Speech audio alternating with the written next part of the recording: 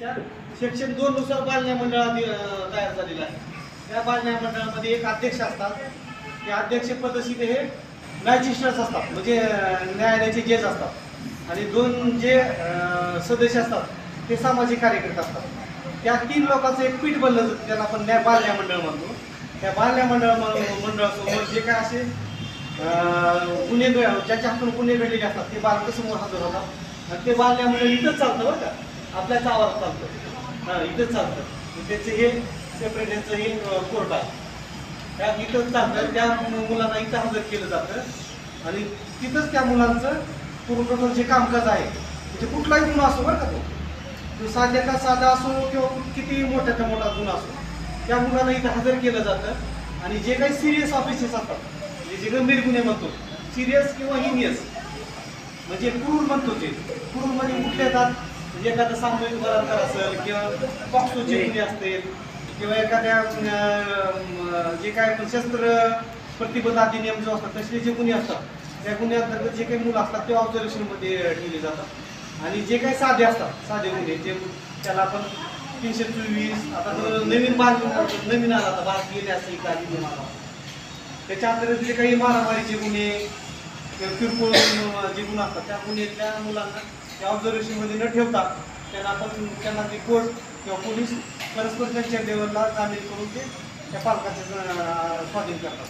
आणि जे काही सिरियस आणि हिनियस ऑफिसमध्ये जे मुलं आहेत ते आपल्या ऑब्झर्वेशनमध्ये ठेवून त्यांचं जे काही 15 दिवसात किंवा महिन्यामध्ये त्यांचे जे काही फॅमिली बॅकग्राऊंड आहे, त्यांचं सोशल स्टेटस आहे, किंवा गुन्हा जो घडलेला आहे त्या गुन्ह्यामध्ये इतर गुन्हे सामील आहेत का एंटर, तर त्यांच्यामार्फत त्या मुलांना त्यांच्यामध्ये गुन्हा घडलेले आहेत का, समाजामध्ये समजा त्या गुन्ह्याला जर जामीन दिला त्या मुलांना, तर त्यांना त्यांना काही तिथं त्यांचं सुरक्षा वगैरे होती का नाही, ते सगळे पाहून कोर्ट पोलिसामार्फत किंवा प्रोबेशन ऑफिसर आहे, आता माझं पद आहे प्रोबेशन ऑफिसर कम्प्युटर, आमचा हे टोटल रिपोर्ट मागून ते पूर्ण टोटल सारासार विचार करून त्या मुलांना जामीन द्यायचं की नाही ते कोर्ट ठरवितं, आणि त्याच्यानंतर जामीन देऊन त्या मुलांना त्या पालकाच्या ताब्यात दिलं जातं। साधारण असं हे त्या ऑब्झर्वेशनमध्ये जे काही मुलं आहेत त्याला आपण विधी संघर्ष बालकाश म्हणतो, त्यांना आपण आरोपी हा शब्द त्यांना दिलं जातं, त्यांना विधी संघर्षग्रस्त बालकाश म्हणतात, त्यांना म्हणजे कायद्याच्या भाषेत कॉन्फ्लिक्ट विथ लॉ चाइल्ड हे मुलं असतात। त्यानंतर दुसरा जो पार्ट आहे सेक्शन 2 नुसार जो बालन्याय मंडळ आहे, तो बालन्याय मंडळ स्थापन केलं जातं, त्या बालन्याय मंडळामार्फत ही मुलं येतात। दुसरा जो पार्ट आहे, म्हणजे ह्या कायद्यामध्ये 2 पार्ट आहेत, एक आहे बाल कल्याण समिती आणि दुसरा आहे बालन्याय मंडळ। दुसरा जो पार्ट आहे सेक्शन 27 प्रमाणे बाल कल्याण समितीच तयार होते, त्याला पण कोर्टाचे अधिकार असतात, जे प्रथम वर्ग न्यायदंडाधिकारी जे आहेत त्यांचेच पाऊस असतात। त्या समितीसमोर हे कायद्याच्या 2:14 नुसार जे व्याख्यामध्ये दिलेली बालक आहेत त्याच्यामध्ये कुठली बालक असतात, त्याच्यामध्ये बालकामगार आहे, त्यानंतर बेवारस असे टाकून दिलेले बालक आहे, किंवा बालविवाहामध्ये जे काही बळी पडलेले मुलं मुली आहेत, बालविवाह आता सरांनी सांगितले त्याचे जे काही आपल्याला एज क्रायटेरिया आहे, जे 18 वर्षाच्या आतली मुलं आहेत ते 21 वर्षाच्या आतली मुली आहेत आणि 21 वर्षाच्या आतली मुलं आहेत, जे अशा याच्यामध्ये जे बळी पडलेली मुलं आहेत ते मुलं आहेत, बालकामगार आहेत, त्यानंतर जे अनाथ आहेत, निराधार आहेत, जे किंवा विटुबटीवर काम करणारे आहेत, किंवा ज्या ठिकाणी जे दुर्धर आजारग्रस्त पालक आहेत त्यांची मुलं आहेत, त्यानंतर त्याचप्रमाणे ज्या घरामध्ये बालकांना छोट्या 18 वर्षाच्या 18 वर्षाच्या आधी जे बालकांना अमानुष मारहाण होतं, त्यानंतर जे काही हे लैंगिक अत्याचाराला बळी पडलेली बालक आहेत, अशी जी वेगवेगळ्या प्रकारची बालकं आहेत ते आपल्या बाल कल्याण समितीकडे येतात। ते बाल कल्याण समिती पण इथंच चालते,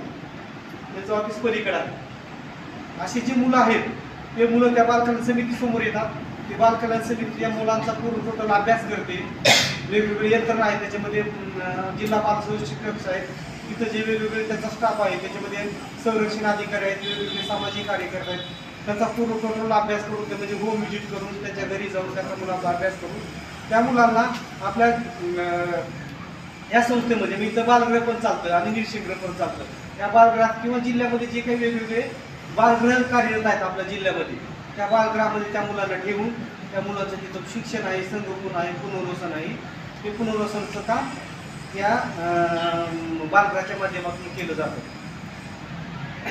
त्याचप्रमाणे आता तुम्ही समाजामध्ये फिरता ॲज अ लॉ करता, त्याच्यामुळे तुम्हाला जरी जे असे काही मुलं भेटत असतील, तुम्ही जरी समजा फ्रंटला जरी तुम्हाला नाही यायचं नसेल तरी तुम्ही जे 1098 हा टोल फ्री नंबर आहे ते बालकासाठी, हा नंबर जरी डायल केला की असले समजा तुम्हाला कुठं मूल आढळले, एखाद्या समजा मुलावर अत्याचार होत असेल, वेगवेगळ्या प्रकारचा आपलं, तुम्ही जर तो 1098 डायल केला तर हे 1098 डायल केल्यानंतर महिला बाल विकासाचे अधिकारी येऊन त्या मुलाला ताब्यात घेऊन ते आपल्याला शासकीय यंत्रणेमार्फत त्या मुलाचं पुनर्वसनाचं काम केलं जातं.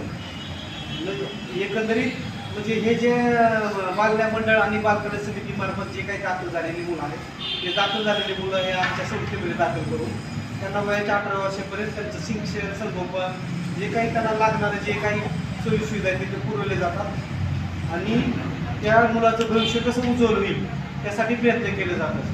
म्हणजे याच्यामध्ये ज्या मुलांना समजा निव्वळ आई वडील आहेत किंवा टाकून दिलेलं आहे, जे लहानपणी बेवारस पिकून दिलेले आहेत किंवा आई वडिलांचा मृत्यू झालेले आहे, त्या मुलांना सुद्धा 1% शासनाच्या आरक्षणामार्फत आपल्याला इथं त्यांना वेगवेगळ्या शासनाच्या नोकरीच्या वेगवेगळ्या कार्यक्रम वेगवेगळ्या ठिकाणी जे वर्ग 1 पासून वर्ग 4 पर्यंतच्या वेगवेगळ्या नोकरीच्या माध्यमातून आपण तिथं त्यांना त्यांचं पूर्ववसन करण्याचा प्रयत्न करू. त्याच्याच एक पोलीस निष्पत्ती म्हणून मागच्याच 15 वर्षापूर्वी आमच्या संस्थेतला एक मुलगा ते महाराष्ट्र पोलीसमध्ये तो लागलेला आहे.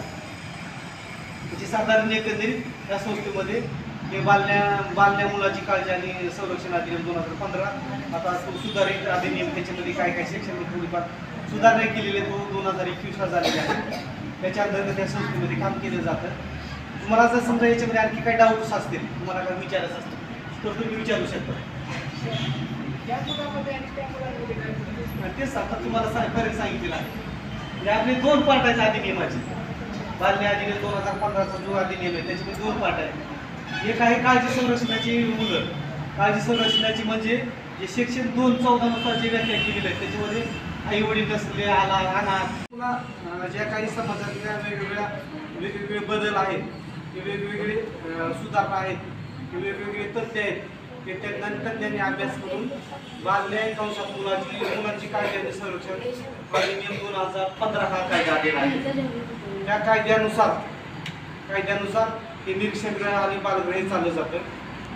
त्या कायद्यामध्ये जे सेक्शन 41 आहे ते सेक्शन 41 नुसार त्याची नोंदणी होते त्या निरीक्षण गृह आणि बालगृहाची. खरं तर अगोदर ह्या संस्थेला नाव रिमांड होम असं होतं, तुम्ही ऐकून असतात. जनरल लोक काय म्हणतात, आपला मुलगा रिमांड होम मध्ये आहे, म्हणजे हा म्हणजे लोकांच्या डोक्यात बसले रिमांड होम. परंतु हा रिमांड होम शब्द काढलेला आहे शासनाने. कारण रिमांड हा शब्द कुठं असतो, जो काही एल्डर ऑफेंडर्स असतात, जे 18 वर्षाच्या वयावरचे जे काही गुन्हेगार असतात, त्याला आपण जनरल म्हणतो ह्या एखाद्या गुन्हेगार रिमांडमध्ये टाकलेला आहे, त्याला 15 दिवसाचे रिमांड दिलेलं आहे, 10 दिवसाचे रिमांड दिलेलं आहे. परंतु तो शब्द हा मुलांना म्हणजे वेगळ्या अर्थाने मुलांनाही तो ठपका पडू नये, स्टिग्मा पडू नये म्हणून तो रिमांड हा शब्द काढून तो ऑब्झर्वेशन पुढे शब्द आलेला आहे.